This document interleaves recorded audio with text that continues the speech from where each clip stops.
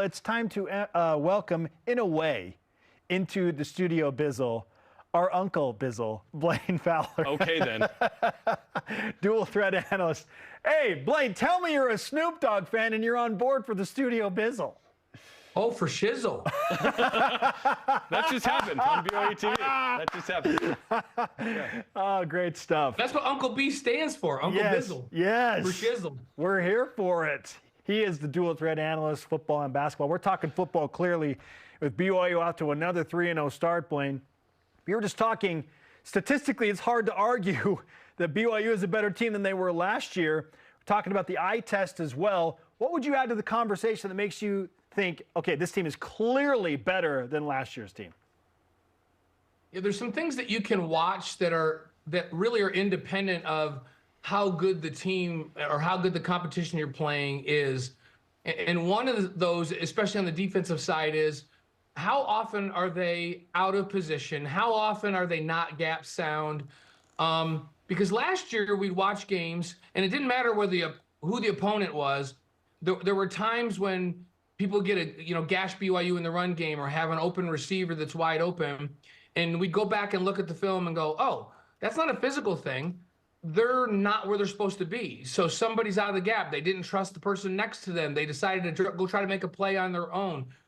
And I'm just not seeing that this year at all. As I've gone back through these first three games, and I get to watch every play as we get ready for our AFR show, I'm just going, wow, the percentage of plays where guys that are assignment sound is really high, where everybody, all 11, are where they're supposed to be. Now, there's an occasional play where somebody's out of a gap. And to me, last year, a bunch of guys in a brand new defense trying to understand it, trying to trust the scheme, and doing their best. But frankly, it's like having 11 freshmen out there starting because it's a brand new defense. And this year, what I'm seeing on the defensive side is everybody understands what they're supposed to do. That doesn't mean they don't ever make a mistake, but they're playing this team defense, and they understand the defense so much better that guys are running to the ball with so much more speed and confidence that they're just playing at a completely different level. And so regardless of what the numbers show, and the numbers are telling in terms of pass yards and all that, the being assignment sound carries over no matter who you're playing.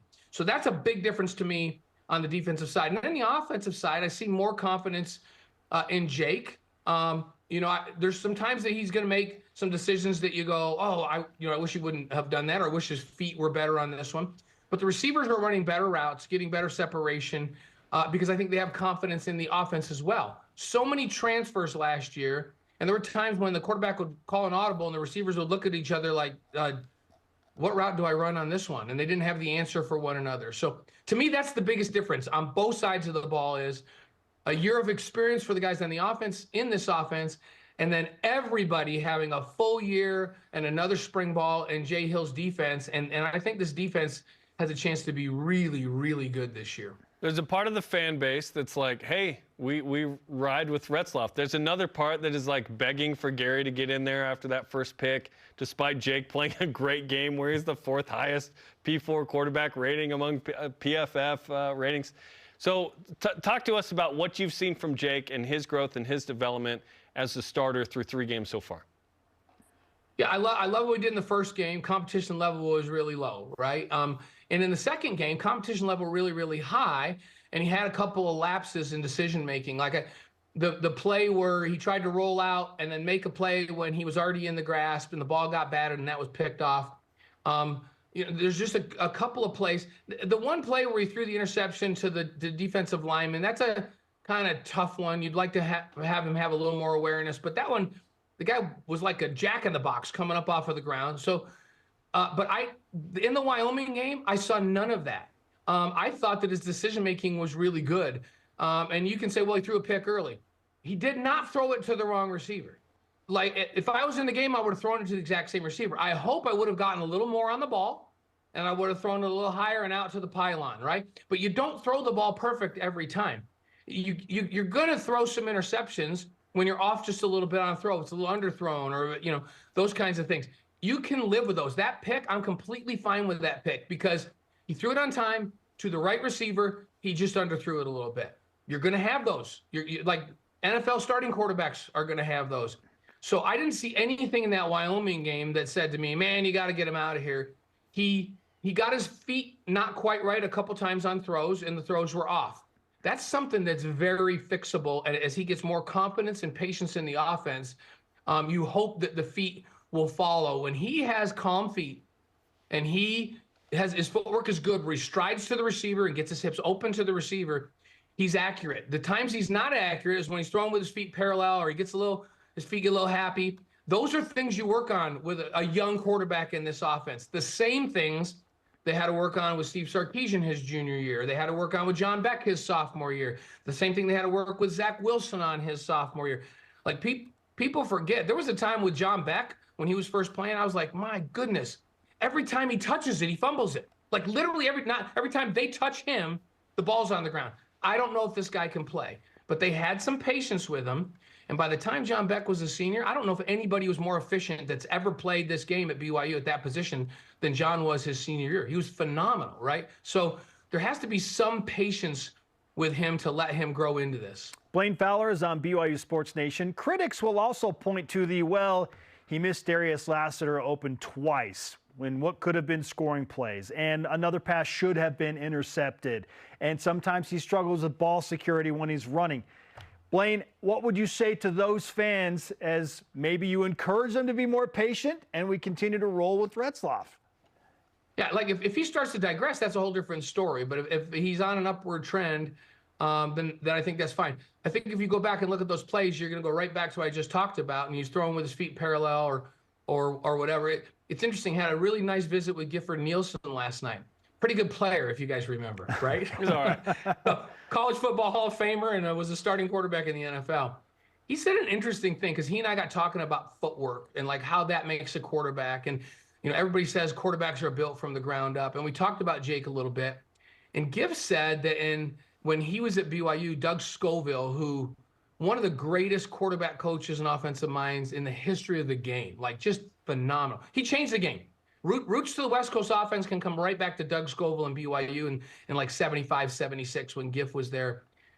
He was so bent on these guys having good footwork that he had a separate cameraman at practice filming nothing but the quarterback's feet. And each quarterback meeting started with 15 minutes of reviewing footwork, not even watching him throwing the ball or watch what was going on. It was completely based on your feet weren't quite right here. Why are you stepping over here? This is what you need to do. Can't take a false step. The defensive linemen are going to see that. That's going to chip off that it's passed. And Doug realized how important that was. And Jake, that's where he needs to get. His footwork needs to be better. They worked a lot on it in the offseason. They'll continue to work on it. As that gets better, he'll get more and more accurate. BYU and Kansas State Saturday night. This is going to be a lot of fun. It's a huge game. I called it in the A block. It's a moment for BYU football this year. The Big 12 opener, late night, a matchup that we're intrigued by. What do you see being super important for the Cougars to try and pull off an upset here? Well, the first most important thing is it's a night game at LaVell Edwards Stadium. Heck yeah. BYU is scary at night, especially at home. And it seems like it doesn't matter who the opponent is. The Rock gets into it. The environment is crazy, and that helps. And so, I think that's I don't know, you give BYU a touchdown or more for that. It's that good of an environment at night. One thing on offense and one thing on defense. BYU on the offensive side, they have to play with ball security. I don't want Jake to be playing tentatively. When it's there, you got to let it rip. If he throws a pick like he did in the Wyoming game, I'm completely okay with that. But he's got to understand he's got to take care of the ball. If he gets in scramble mode and somebody's got a hold of his shirt, you either take the sack, you just take the sack. If you've got a pass rusher in your face and you want to avoid the sack, you throw it over your outside receiver's head 5 yards out of bounds. Live to play another down and take care of the football. So the quarterback ball security on offense has to be really, really sound. That doesn't mean you can't throw a pick, right? That means, especially in the run game, you handle it. Then on the defensive side of the ball, Avery Johnson is one of the most dynamic quarterbacks in the game in college football right now. Like DJ Giddens, the running back, is really fast. Avery Johnson's faster. Like, he is so good in the run game and so dynamic. BYU's putting a game plan to keep him in the box, make him a pocket passer, stand back there and throw dimes. I believe if BYU can make him do that, then they got a really good chance to upset this Kansas State team. Because K-State's always solid on defense. They're big and they're physical. They're extremely well coached. Like, you watch them, they're gap sound on defense. They do the right things on offense. It's a really well coached team when you look at how they execute on both sides of the ball and everybody being where they're supposed to be. The most dynamic player on this team is Avery Johnson. And if BYU can keep him in the box and make him just be a drop back thrower, then that's a really good thing for BYU. So those are my two keys. All right, Blaine, we'll finish with this. You've seen BYU and every other team in the Big 12 play 3 games. Where would you put BYU in your projected final standings, and how many wins do you have the Cougars at right now as you look forward to the next 9 regular season games? I'd be disappointed if they don't get to 7 wins. And I haven't heard what you guys have said. I don't know if that matches up with what you're thinking. Yes. But I wouldn't put 8. You know, if they had 8, I'd be thrilled. I'd be disappointed if they didn't get to 7. I'd be thrilled with 8. So that's kind of my watermark now after seeing them, especially after watching the SMU game. Because, I mean, we'll see in the next couple of weeks, but I still think SMU's a really good football team with a really dynamic offense that BYU shut down. So, and what does that do? If they get to 7 or 8 wins, that puts them in that around maybe 6th in the league, which I would also be thrilled with, 5th or 6th in that league.